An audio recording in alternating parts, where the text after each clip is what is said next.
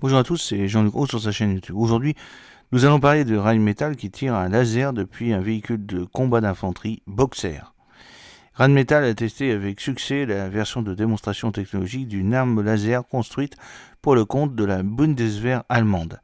Rheinmetall a donc testé avec succès cette version de démonstration en tirant contre des drones depuis un véhicule de combat d'infanterie Boxer. Les premiers essais avec le banc d'essai laser ont été réalisés il y a quelques années sur le terrain d'essai de Rheinmetall à Utenhus, dans le cadre d'une campagne de lutte contre les systèmes d'avions sans pilote, les CUAS. Le banc d'essai laser a servi non seulement de démonstration technologique d'armes laser, mais aussi de base pour les futurs travaux de recherche et de développement à Unterloops en Basse-Saxe.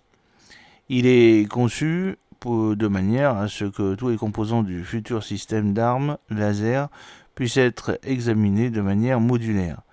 Chaque interface avec les capteurs, par exemple le radar ou bien l'alimentation en énergie et la source laser, sont des conceptions ouvertes. Cela permet de tester de manière itérative toutes les combinaisons imaginables et de comparer ensuite les résultats. L'objectif du banc d'essai laser, lors du test effectué il y a quelques années, était de produire une configuration adaptée pour un démonstrateur technologique mobile avec une puissance laser de plus de 10 kW intégrée dans un véhicule de combat Boxer. Jusqu'à présent, le banc d'essai laser était entièrement constitué de sous-ensembles fabriqués par Rheinmetall, mais l'architecture d'interface ouverte permet également d'intégrer et de tester des composants d'autres fabricants. Le banc d'essai laser se compose d'un conteneur de 20 pieds divisé en 3 compartiments, laser, opérateur et infrastructure. La source laser est installée dans le compartiment laser qui comprend 5 modules laser à fibre de 2 kW regroupés par couplage spectral. Les modules laser individuels atteignent une puissance totale de 10 kW et produisent une excellente qualité de faisceau. L'orientation approximative de la station d'armes laser est basée sur les données de la suite de capteurs électro-optiques de la station d'armes. Celle-ci est prête à fonctionner 24 heures sur 24. Pour le suivi fin, la réflexion de la cible irradiée par le laser d'éclairage est évaluée dans le système de guidage du faisceau et transformée en signaux de guidage correspondants pour le suivi de la cible. De plus, tous les sous-ensembles nécessaires à l'engagement de la cible, par exemple la surveillance de l'état du faisceau et le contrôle du point cible, ont été réalisés pour la première fois dans le trajet optique du faisceau dans des conditions de sécurité fonctionnelles. Au cours de la campagne CUAS menée à Unterloof, différents types de drones ont été suivis et neutralisés optiquement à des distances d'engagement allant jusqu'à 1 km. Les résultats obtenus ont été plutôt satisfaisants.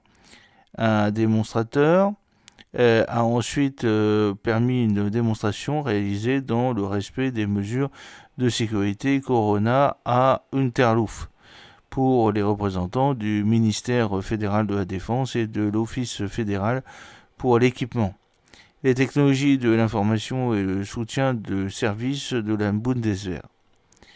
Le résultat a répondu aux attentes de tous les participants. L'OTAN teste la norme DSTL pour les systèmes anti-drones.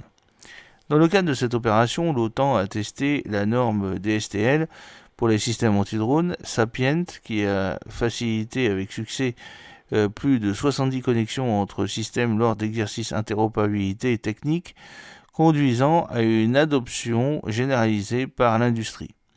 Développé à l'origine par le Defense Science and Technology Laboratory et Innovate UK, Sapient est une architecture logicielle ouverte qui permet à différents capteurs, interfaces et modules de prise de décision de fonctionner ensemble avec peu ou pas d'ingénierie logicielle et peut améliorer l'efficacité grâce à l'utilisation de l'autonomie. L'utilisation abusive de petits drones largement disponibles représentant un risque important et croissant pour les opérations et les activités de défense quotidiennes, l'OTAN travaille avec l'industrie pour développer des capacités permettant de contrer cette menace et a entrepris en novembre 2021 un essai de diverses technologies et systèmes anti-drones. L'exercice d'interopérabilité technique contre les systèmes aériens sans pilote, les CUAS-T21, comprenait le test du document de contrôle d'interface ICD de Sapient en tant que projet de norme candidate pour les systèmes anti-drones. Au cours de cet exercice exigence de défense aérienne, Sapient s'est avéré très efficace pour fournir la norme pour l'échange d'informations sous-jacents. Il a permis plus de 70 connexions entre les systèmes anti-UAS, systèmes aériens sans pilote, et les systèmes de commandement et de contrôle C2. Il a également facilité la connexion de 17 modules de capteurs autonomes avancés, les ASM, de différents fournisseurs à 7 modules de prise de décision, DSM. De manière impressionnante, dans certains cas, cette connexion était entièrement plug and play, ce qui permettait d'obtenir un temps d'intégration de 0 secondes. En conséquence, de nombreux fournisseurs de technologies anti-drones ont désormais adopté la norme Sapient. Elle a déjà été adoptée par le ministère de la Défense comme norme pour la technologie anti-UAS.